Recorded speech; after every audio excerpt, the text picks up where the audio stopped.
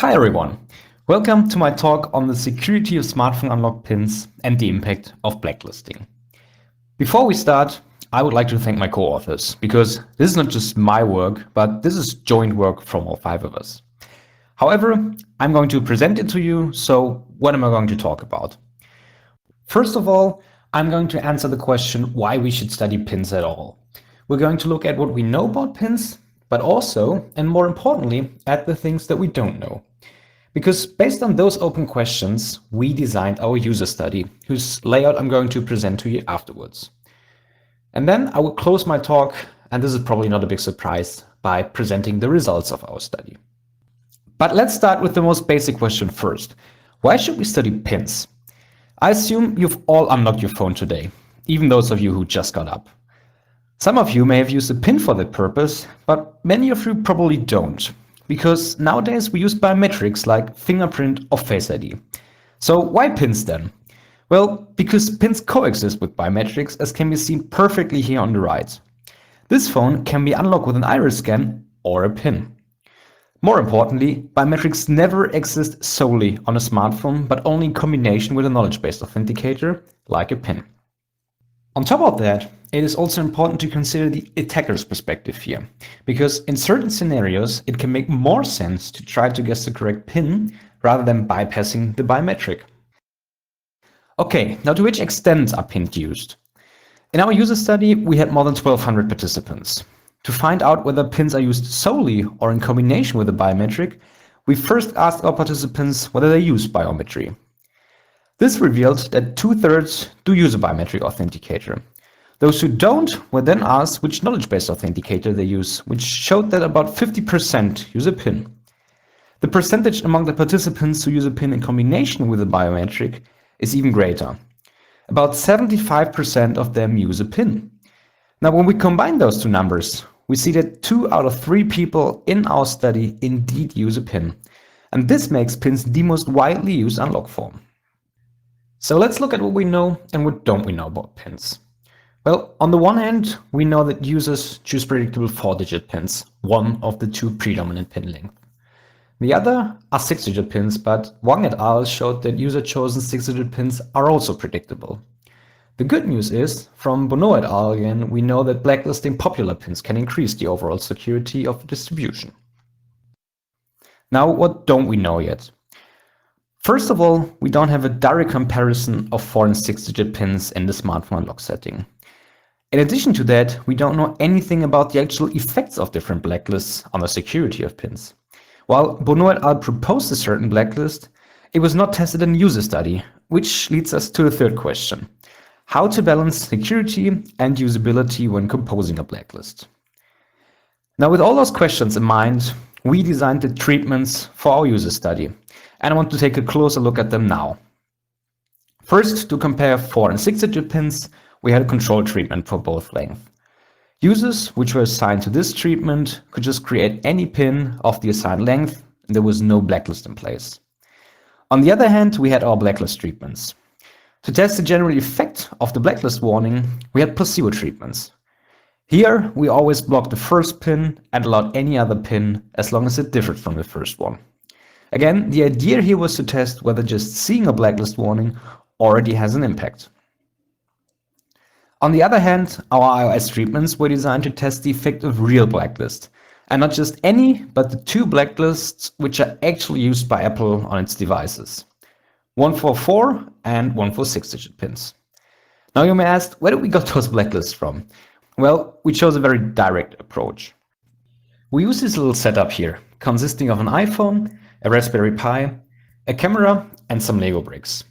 The Pi automatically entered all pins, and the camera, shown on the lower right, was used to detect whether the warning message appeared. Testing all 10,000 4-digit pins took about 9 hours with this setup. All 1 million 6-digit pins, on the other hand, took almost 1 month using 2 setups in parallel. You can find the full details of this process on our website. The link is at the end of the presentation or in our paper. But let's get back to the treatments. In addition to the ones I already presented, we also had 2 data-driven treatments. Here, we used the Amitai dataset, which was analyzed by Bonneau et al. To test 2 additional blacklist sizes. a very small one with only 27 pins, and a very large one where we blacklisted almost 3,000 pins. Okay, so these are the treatments that we tested in our study. Now let's have a closer look at the study itself. At the very beginning, nothing special. Our participants were informed about the study and gave their consent. Afterwards, there was a practice phase so that the participants could become familiar with entering a pin. At this point, there wasn't any blacklist in place yet, so participants could just enter any pin of the length they were assigned to. Followed by that, we highlighted the smartphone unlock setting again, because we wanted to make sure that our participants had this scenario in mind when creating a pin. This step was in place in addition to the fact that the study was limited to mobile devices only, so the participants also had the haptic of a mobile device. Afterwards, the actual pin selection took place. Participants selected either a 4 or 6-digit pin, depending on the treatment they were assigned to. If they were assigned to a blacklist treatment and entered a blocked pin, they saw the following warning. If you remember it, this may be due to the fact that you just saw it on the photos from the Lego robot. It matches the warning that is used by Apple on its devices. After entering and confirming a permitted pin, we asked some follow-up questions about the pin selection and the blacklist warning. Followed by this, our participants recalled their pin, and at the very end, we collected the demographics. Alright, that's the design of the user study we use to collect our pins.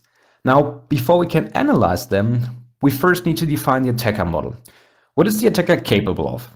Well, first of all, we consider an untargeted attacker with no information about the victim. So, for example, no birth dates or anniversaries are known. This is important as we know from related work, and we also saw it in our study, that users select their pins based on this information. And this could be used by an attacker to specifically target a certain user. However, we're interested in the security of pins in general and not specific to a certain user. And because of this, we consider an untargeted attacker. What the attacker does in order to improve the success rate is to guess pins based on their likelihood, starting with the most popular ones. When guessing 4-digit pins, the attacker is informed by the Amitai dataset that was analyzed by Bonneau et al. For the 6-digit pins, we extracted pins from the RockU password leak, just as Wang et al. Did for their analysis. This extraction is necessary because there's simply no actual 6-digit pin dataset available. Our attacker is also characterized by the fact that the attack is done online, meaning the attacker is restricted by the rate limiting of the attacked device, as can be seen here on the right. When guessing incorrect too many times, a certain pause is enforced. This is very important because neither 4 nor 6-digit pins would withstand an offline attack due to the highly limited key space. The rate limiting itself depends on the operation system of the device. On iOS, it's very restrictive. Only up to 10 guesses are allowed before the device locks itself. And those 10 guesses already take an attacker more than 1.5 hours. On Android, on the other hand, the attacker is not limited to a certain number. The rate limiting only becomes more restrictive. While 10 guesses can be done within 30 seconds, 100 guesses already take more than 10 hours. For this reason, we're considering 100 guesses to be the maximum a reasonably invested attacker would perform. Lastly, we assume that the attacker is aware of any employed blacklist and thus gives choices which are simply not possible. The reason for that is simple. The user saw the warning on the right and was forced to select a different pin. Having in mind that I just explained on the other slide that it was possible for us to extract the iOS blacklist, this is only reasonable. Now, before I'm going to show you the results of the study, let's quickly recap the 3 research questions. First, we want to compare the security of 4 and 6-digit pins in the smartphone unlock setting, so for example with the rate limiting in place. Second, we want to see to which extent different blacklists increase the security of pins. And at the end, we want to include the user's perspective and see how we can balance both the need for security and usability when composing a blacklist. But first things first, the security of 4 and 6-digit pins. On the following slides, I'm going to show you multiple of those plots, which is why I'm going to quickly introduce them. On the x-axis, we have a number of times the attacker guesses, ranging from 1 to 100. Remember, a rate limiting is in place. On the y-axis, we have the success rate of the attacker. Now, ideally, we end up in the lower right. The attacker guesses 100 times with only very few correctly guessed pins. On the other hand, we do not want to end up in the upper left, namely an attacker that is very successful with only a few guesses. Now let's look at the actual plots. At a first glance, we see that the security of 4 and 6-digit pins is comparable. However, at a certain number of guesses, there are some differences, for example up to 10 guesses. Here we see something which might be counterintuitive, namely 6-digit pins being less secure.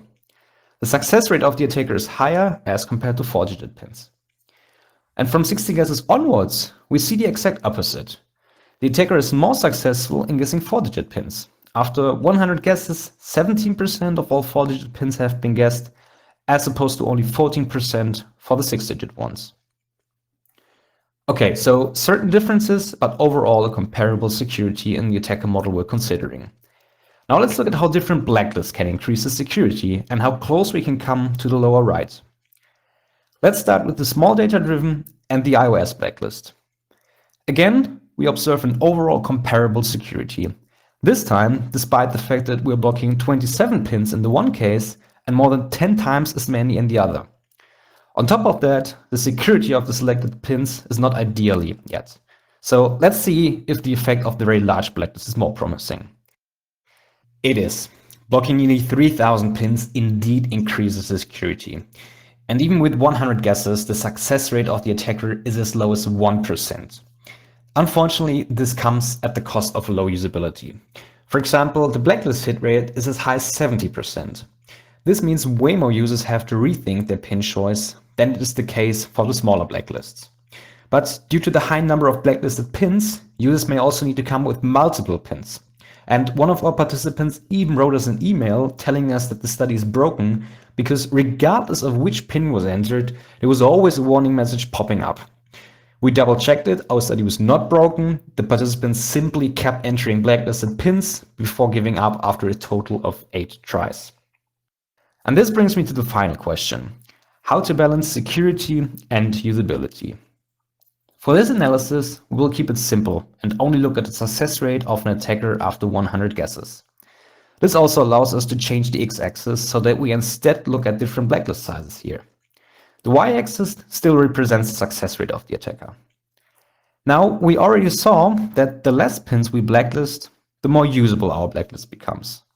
On the other hand, the more pins we blacklist, the more secure our final distribution is. So let's look at the actual success rate of the attacker depending on the blacklist size. First of all, we do not end up with a straight line, but there are different extrema throughout the curve. The maxima, for example this one shown in red, depict a point where users choose pins which are likely given the attacker's knowledge. Again, keep in mind that the attacker skips blacklisted pins. Minima, on the other hand, like the area shown in green, are regions where users choose pins which are unlikely given the attacker's knowledge. So even given blacklist, the attacker will not guess many of them correctly within 100 tries. Now, having the user's perspective in mind, we want to blacklist as less pins as possible. Hence, this first minimum depicts the desired trade-off. We blacklist about 1,000 pins, so 10% of the overall key space. Alright, what did we talk about today?